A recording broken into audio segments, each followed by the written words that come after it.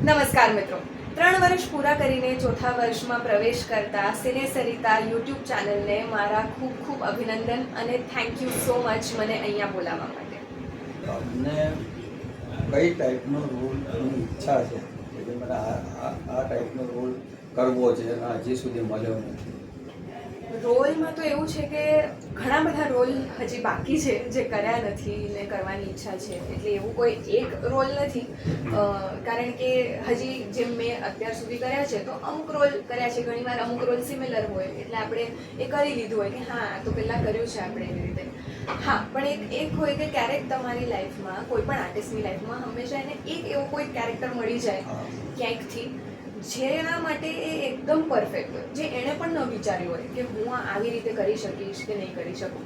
એટલે અત્યારે તો આમ વેઇટિંગ કે એવું કોઈ કેરેક્ટર આવે મારા ભાગે. પણ એક વસ્તુ મેં અત્યાર સુધી અમુક નાટકોમાં જોઈ છે જે મારી ઈચ્છા છે કરવાની.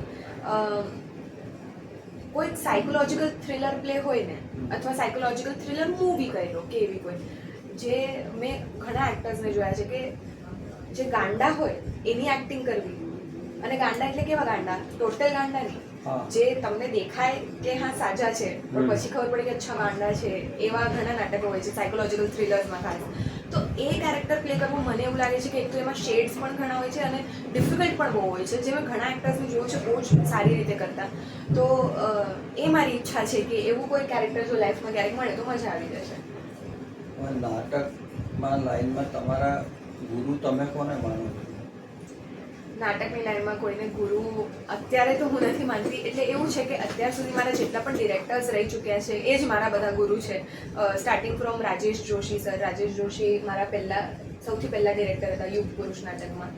એટલે મને લાગે છે જેટલું હું શીખી છું સૌથી વધારે એમની પાસે શીખી છું. કારણ કે ત્યારે હું જ્યારે યુગ પુરુષમાં ગઈ ત્યારે મને એક્ટિંગનો એ પણ નહોતો આવડતો. મેં લાઈફમાં એક્ટિંગ નહોતી કરી, મેં ખાલી એક એક્ટિંગની વર્કશોપ કરેલી. તો જે પણ એમણે થિયેટરનું મને બેસિક બધું શીખવાડ્યું છે એ રાજુ સરે શીખવાડ્યું છે. તો રાજુ સરને આજની તારીખમાં પણ હું બહુ જ રિસ્પેક્ટ કરું છું. બુટાલા સરને હું બહુ મોટો ક્રેડિટ આપું છું, કારણ કે એમણે મને બેક ટુ બેક 2 પ્લે આપ્યા, જેના લીધે હું એઝ એન એક્ટર બી પોલિશ થઈ છું અને મને અલગ અલગ પાત્રો ભજવવાનો ચાન્સ મળ્યો. પ્લસ મને એના માટે એક અવોર્ડ પણ મળ્યો. તો ગુરુ જેવું એક કોઈ નથી, પણ જેટલા મારા મેન્ટોર છે અત્યાર સુધી જેમની સાથે મેં કામ કર્યું છે, પ્રિતેશ સોઢા કરીને એક ડિરેક્ટર છે, ઇઝ અ યંગ ડિરેક્ટર. તો જે મેં દાસ્તાન ગોઈની વાત કરી એ પ્રિતેશભાઈનું આઈડિયા છે, એમનો કન્સેપ્ટ છે.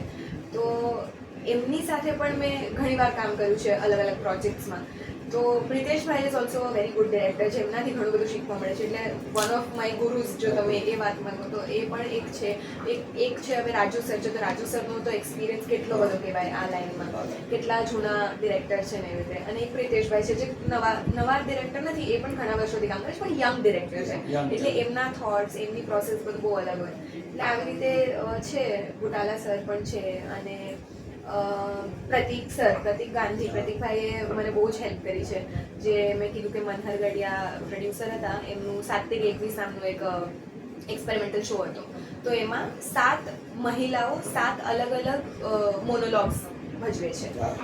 તો એ આખી સિરીઝ પ્રતિક ગાંધીએ ડિરેક્ટ કરી હતી, પ્રતિકભાઈએ. તો એમાં પણ પ્રતિકભાઈએ મને આખી અલગ રીત શીખવાડી હતી એક્ટિંગ કરવાની, કે ઘણી જગ્યા ઉપર તમને થિયેટરમાં લાઉડ એક્ટિંગ જોઈએ. પ્રતિકભાઈએ મને શીખવાડ્યું કે સટલ એક્ટિંગ કેવી રીતે કરાય, કે લાઉડ નહીં કરો, નેચરલ એક્ટિંગ કરો. એ એમણે મને મોનોલોગ વખતે શીખવાડ્યું હતું. એટલે એમને પણ ઘણો ક્રેડિટ જાય છે કે એમણે મને એક બીજી રીત શીખવાડી.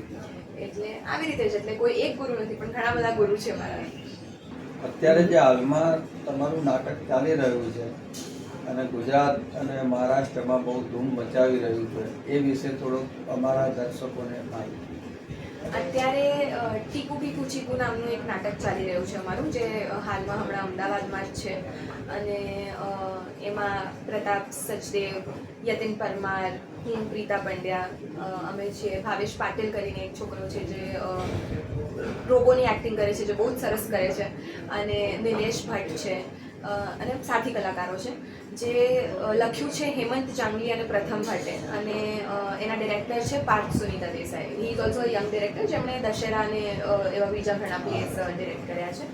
તો આ નાટક અત્યારે અહીંયા ચાલી રહ્યું છે. અને જેમ મેં કહ્યું એમ કે હ્યુમેનિટી અને એઆઈ આના સંબંધ વિશે આખું નાટક છે કે આજકાલની જે નવી ટેકનોલોજી છે, જે એઆઈ ટેકનોલોજી આવી રહી છે, એ આપણી માણસાઈ કે આપણા હ્યુમન રિલેશન્સને, સંબંધોને એ રિપ્લેસ કરી શકે છે કે નહીં, એના ઉપર આખી વાર્તા છે.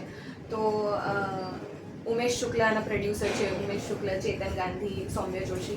તો આ નાટક મુંબઈમાં પણ અમે ઘણા શોઝ કર્યા, અમે દુબઈ પણ જઈ આવ્યા, અમે બેંગ્લોર જઈ આવ્યા, ગુજરાતમાં પણ ઘણી જગ્યા ઉપર કર્યો છે આનો શો, અને હવે અમદાવાદમાં છે. તો જો તમારા પ્રેક્ષક મિત્રો આ શો જોતા હોય અને જ્યારે પણ આ જોવે ત્યારે જો અમદાવાદમાં અમારું નાટક હોય તો પ્લીઝ ભૂલવાનું ચૂકતા નહીં, બિકોઝ તમે રિગ્રેટ નહીં કરો, અને તમારા સાથે તમે તમારા મમ્મી પપ્પાને પણ લઈ આવી શકો છો, તમારા બાળકોને પણ લઈ આવી શકો છો, એકદમ નાના નાના ટાબરિયા હોય તો એ લોકોને પણ લઈ આવી શકો છો, બધાને મજા આવશે. ફિલ્મમાં તમારા ગુજરાતી ફિલ્મો હોય કે હિન્દી ફિલ્મો એ ફિલ્મોમાં પ્રવેશ માટે તમને તમારી આગળ કોઈ ઓફર આવે તો તમે શું કરો? ગુજરાતી ફિલ્મોનો પ્રવેશ હવે અત્યારે તમે હમણાં જ બોલ્યા કે ગુજરાતી ફિલ્મ ખૂબ જ ચાલી રહી છે, એનું ભવિષ્ય બહુ સારું છે, અત્યારે સારી સારી ફિલ્મો બને છે. તો ગુજરાતી ફિલ્મોમાં તમારે કઈ ટાઈપનો અભિનય કરવો છે કે જેથી કરીને આપણા દર્શકો અને નિર્માતાઓ જાણી શકે કે આ રોલ માટે પિતા પંડ્યા બેનને પણ આપણે અભિનેત્રી તરીકે લેવા, તો એ માટે તમારું જણાવો. હા, એટલે અત્યારે ગુજરાતી ફિલ્મો તો બહુ જ સુંદર આવી રહી છે, એટલે એમાં જો અભિનય કરવાનો ચાન્સ મળ્યો તો ડેફિનેટલી કરવું ગમશે. અને રોલમાં તો એવું છે કે કોઈને પણ હિરોઈનનો રોલ જ કરવાની ઈચ્છા હોય સૌથી પહેલાં, એટલે એ રોલ તો કરવા માટે ડેફિનેટલી ઈચ્છા છે. મુંબઈમાં શૂટ થતી હોય, અમદાવાદમાં શૂટ થતી હોય, ક્યાંય પણ શૂટ થતી હોય, ગમશે ક્યાંય પણ કામ કરવું. અને હવે તો ગુજરાતી ફિલ્મો એવું થઈ ગયું છે કે અમુક ફિલ્મો તો ફોરેન જઈને પણ શૂટ કરે છે, પણ ક્યાંય પણ રેસ્ટ્રિક્ટેડ નથી કે કોઈ પણ સારો રોલ મળે તો કરવાની ઈચ્છા હશે જ. કારણ કે એક કલાકાર માટે ઘણીવાર એક પરફેક્ટ રોલ જરૂરી નથી કે હીરો કે હિરોઈનનો જ હોય. ઘણીવાર કોઈક બીજો રોલ પણ એવો નીકળી જાય જે હીરો કે હિરોઈન કરતાં પણ ચડિયાતો નીકળે, પણ એ એક્ટર માટે એકદમ પરફેક્ટ રોલ હોય. એટલે કોઈ પણ રીતે પણ ગુજરાતી ફિલ્મોમાં કામ કરવું ગમશે, જે લેવલની ફિલ્મો આજકાલ બની રહી છે સિમિલર. સિને સરિતાના પ્રાયોજક છે Ruku herbal products, gold hair oil અને ડાયમંડ મસાજ ઓઇલ. સવારની લહેજત, ગરમાગરમ ચા અને વ્રજકિશન ભૂમિ અખબાર. વ્રજકિશન ભૂમિ, સિને સરિતાના મીડિયા પાર્ટનર.